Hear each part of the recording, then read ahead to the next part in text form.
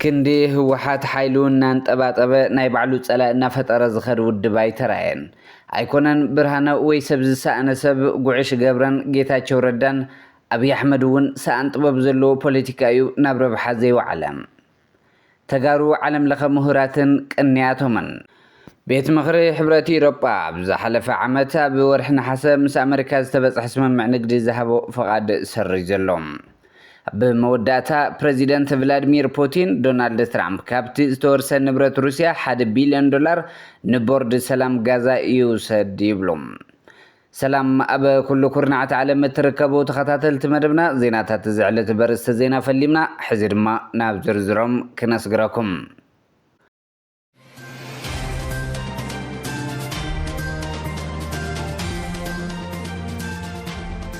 ዛንታ ሓደቦ 12 ቆልዑን ህወሓትን ቀደም ቀልዑ ከለና ኣቦና ዝፃውተና ወግዒ ነበረ ኣብ ሓደ ከባቢ ዝነብር ህድኣት ብልሓት ኮነ ጥበብ ፈፂሙ ዘይፈጠረሉ በዓል ሓዳርን ኣቦ 12 ቆልዑ ሰብኣይ ነይሮም እዚ ሰብኣይ መንከማይ ባህላይ ምስ ስድርኡ ፍቕሪ ኮነ ሓሊት ዘይብሉ ምስ ኩሎም ጎረባብቱ ድማ ስኒት ዘይነበሮ ሰብ እዩ ብሰንኩ ድማ ዳርጋ ኩሎም ጎረባብቱ ከጥቅዕዎ እንተኽኢሎም ድማ ከጥፍእዎ ብዙሕ ፅዒሮም እንተኾነ ዘይከምቲ ሰብኣይ ደቁ ኣዝዮም በላሕትን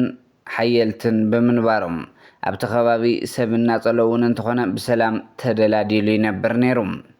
ድሕሪ ዝተወሰነ ግዜ ግን እቲ ሰብኣይ ከምቲ ዝለመዶ ምስቶም ንዕኡ ብሰላም ክነብርን ብጎረባብቱ ክፍራሕን ዝገብርዎ ደቁ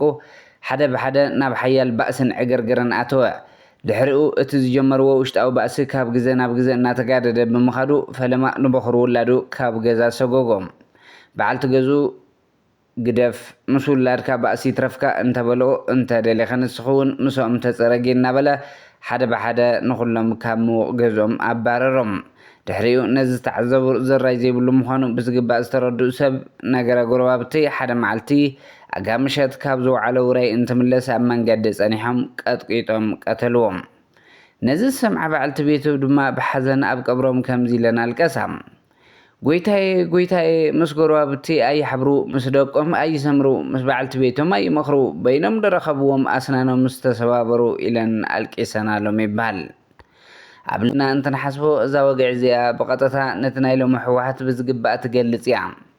ከም ዝፍለጥ ህወሓት ቅድምን ድሕርን ጀኖሳይዳዊ ኩናት ትግራይ ነቲ ውድብን ክጠቕሙን ንቕድሚት ከሰጉሙን ልዑል ተኽእሎ ዝነበሮም ሃንደስትን ዓቕሚ ዘለዎም ብዙሓት ብሉፃት ኣባላቱ ብሃበ ተረኽበን እናሰጎጎ ዝመፀ ውድብ እዩ ኣብ ውሽጢ እቲ ውድብ ዝተፈጥረ ኣፈላላይ ኣብ ክንዲ ብዝሰልጠነን ብዲሞክራስያዊ ዘተ ንምፍታሕ ዝፅዕር ኣፈላላይ እንትፍጠር ተቐዳዲምካ ነቲ ኣፈላላይ ምግዳድ ብህለኸን ብስረይ ስረኻን ንምፍታሕ ምድላይ ጥራሕ እንተይኮነ ነቲ ፍልይ ዝበለ ሓሳብ ወይ ከዓ ክትዕዘልዓለ ኣባል ወይ ከዓ ተጋዳላይ ተቐዳዲምካ ሽማሽ ብምሃብን ብምፅላምን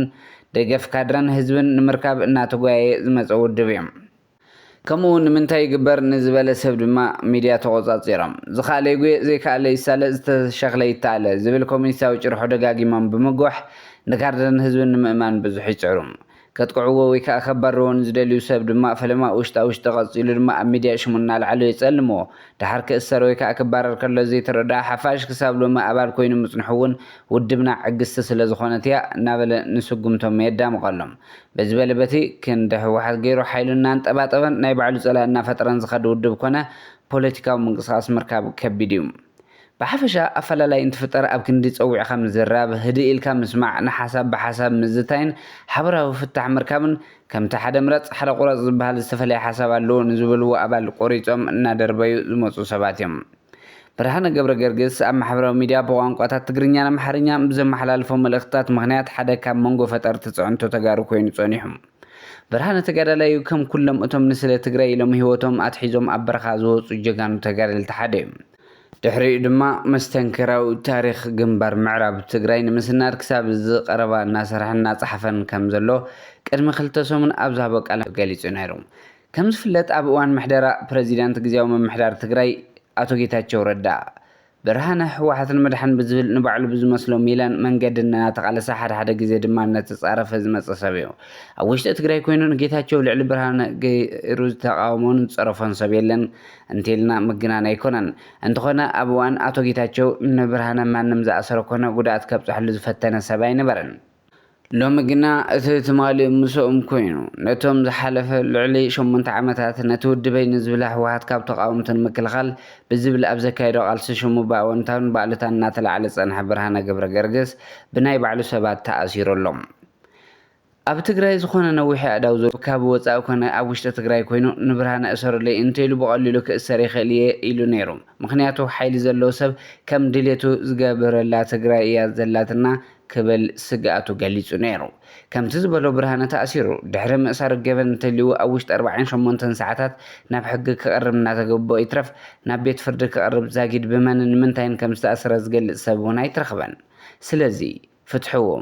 ወይ ከዓ ዝሰርሖ ገመን እንተልዩ ናብ ቤት ፍርዲ ኣቕርብዎ ንብርሃነ ኮነ ንጀነራል ጉዕሽ ገብረ ምእሳር ሓይልኻ ካብ መብታን ጽልእና ፈላላይን ካብ ምግዳድ ሓሊፉ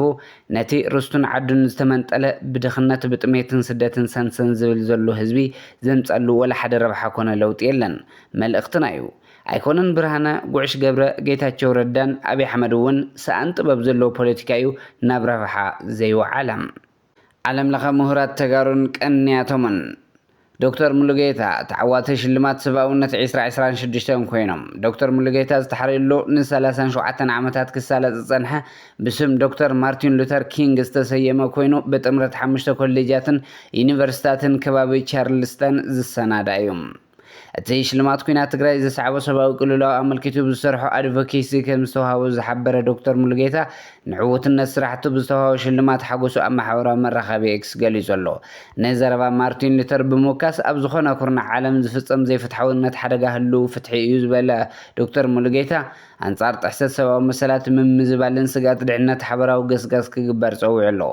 ብኻልእ ዜና ዓለም ለኸ ምሁር ስነ ሰብ ፕሮፌሰር ዘርእሰናይ ዓለም ሰገድ ሓድሽ ርካብ መጽናዕቱ ዕላው ከም ዝገበረ ተገሊጹ ኣሎ ኤምባሲ ኣሜሪካ በኢትዮጵያ ኣብ ማሕበራዊ መራኸቢ ገጽ ፌስቡክ ከም ዝሓበሮ ምሁር ዩኒቨርሲቲ ቺካጎ ዝኾነ ፕሮፌሰር ዘርእሰናይ ሓድሽ ርካብ ቅሪተ ኣካል ኣብ ብሄራዊ ሙዚየም ኢትዮጵያ ዕላው ምግባሩ ሓቢሩ እዩ ብተወሳኺ እውን ፕሮፌሰር ዘርእሰናይ ኣብ ተፈጥሮ ዝጠመተ መጽናዕታዊ ጽሑፉ ከም ዘቕረበ ዝገለጸ ኤምባሲ ኣሜሪካ ውጽኢታት ስራሕቱ ኣብ ዓዱ መጺኡ ምክፋሉ ነይዱ ፕሮፌሰር ዘርእሰናይ ዓለም ሰገድ 3.3 ሚልዮን ዓመት ዘቁፀረ ቅሪተ ኣካል ሰላም ብምርምር ንዓለም ዘላለን ብኻልኦት ምርምራት ስራሕቱ ዝፍለጥን እዮም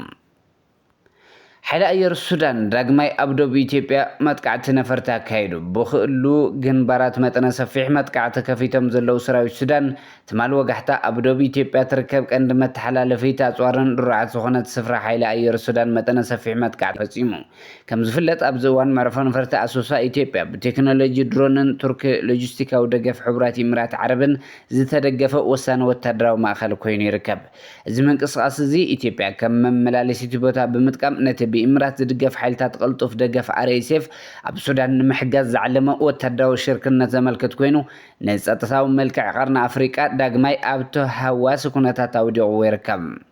سرعة بلتقنا نزنا لهم متقعتا ملكيتو زوبطو زخواني يخون مجلس يلن أتا حانتن نيمو داتا تريفا زلان من قد مريتن كلا أيرن إثيوبيا كوينو كل زاد اللي حجزنا RSF زخيد بزمن قديات تقم زلان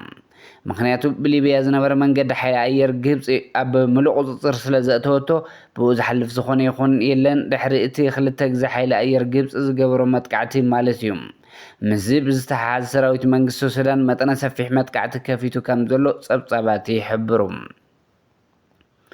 بيت مخروح حبرات إيروبا بزحلف عامتا بورحنا حسب مس أمريكا استبس اسمم معنى قد ذهبوا فقاد سريزو تي أما درخ قطب على مستقل اسمم معنى مصر رازو سنة بريزيدنت دونالد ترامب نجرينلاند نمحواس وسدو سنة بمقواميوم